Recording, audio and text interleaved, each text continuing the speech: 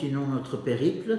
Donc, Jacob fuit devant la fureur de son frère Ésaü et il se réfugie dans sa parenté chez son oncle Laban, le frère de Rebecca, sa mère.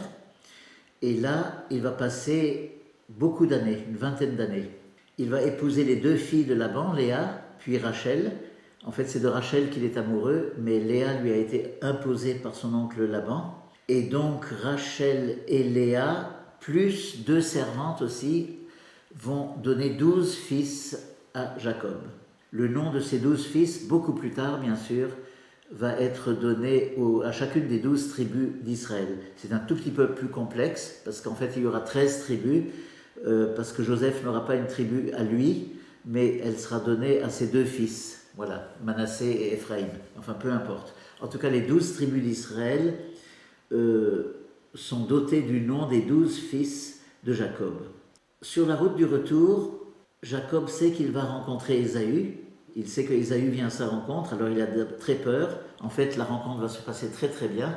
Ésaü aura oublié complètement sa rancune, il embrassera son frère, mais auparavant, il va vivre une nuit terrible, la fameuse lutte au gué de Yabok, où il va lutter toute une nuit contre un personnage mystérieux qui se révélera être Dieu. Cette lutte, si vous voulez approfondir cet épisode, se trouve au chapitre 32 de la Genèse. Et c'est là que Jacob reçoit un nouveau nom qui nous importe. À partir de ce moment-là, il va s'appeler Israël. Le personnage mystérieux, Dieu en l'occurrence, lui dit « Désormais, tu ne t'appelleras plus Jacob, mais Israël ». Alors, il faut expliquer un petit peu. Alors, il dit d'abord « Parce que tu as été fort contre Dieu ». Voilà, c'était un combat. Et alors, dans le mot Israël, vous avez la racine SRR, qui a une connotation donc de combat, de force. Et puis, vous avez le El, qui est un nom de Dieu, El, plus tard Elohim aussi. Et le tout serait peut-être une forme verbale que Dieu combatte pour nous, que Dieu soit victorieux pour nous. Mais le sens premier, originel, c'est « tu t'appelleras Israël car tu as été fort contre Dieu et tu l'as emporté ».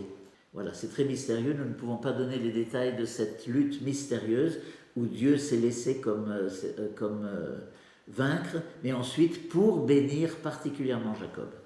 Je précise aussi, je reviens un tout petit peu en arrière, que c'est pendant la fuite de Jacob vers sa parenté, alors qu'il quitte en fuyant la maison de Rebecca, c'est sur la route, dans le désert, que se situe le fameux épisode de l'échelle, ce qu'on appelle l'échelle de Jacob, le songe qu'il a où il voit une grande échelle qui touche le ciel au sommet et où les anges montent et descendent, et c'est là que Dieu confirme, c'est très important par rapport à notre thématique de l'élection et de l'alliance, c'est là que Dieu confirme à Jacob l'alliance qu'il a faite avec Abraham et avec Isaac. Il dit, une fois que tu auras passé un certain séjour chez ton oncle Laban, je te ramènerai ici même dans la terre de Canaan et tu seras un grand peuple, une grande descendance, etc.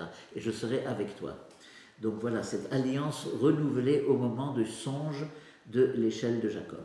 Jacob retourne donc avec ses fils et ses 2 femmes en terre de Canaan. Alors, voilà, je rappelle qu'ils ne sont toujours pas propriétaires de la terre, ils y sont toujours en nomades, en migrants, et que différentes peuplades habitent sur cette terre, occupent cette terre. Alors, il y a parmi les fils de Jacob, il y en a un qui sort un petit peu du lot. En fait, Léa a donné beaucoup de fils, les 2 servantes ont donné quelques fils à Jacob, Rachel n'en a donné que 2, Joseph et puis Benjamin. Benjamin, donc le nom de Benjamin va ensuite servir pour toujours désigner le cadet, ça vient de là, c'est le plus jeune. Joseph est donc un fils de Rachel, un fils de la vieillesse de Jacob.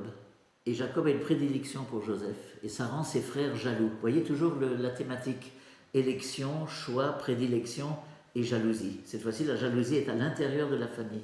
Et donc, les frères de Joseph vont comploter sa mort à cause de cela. En effet, Joseph, il a des songes, il prédit l'avenir, et puis ses frères sont pris de haine à cause de cela, parce qu'ils voient bien que Jacob a une préférence, une grande estime pour son fils Joseph. Nous continuons à parler de cela. Je précise simplement que l'histoire de Joseph commence, si vous voulez un petit peu préparer déjà, à partir du chapitre 37 de la Genèse.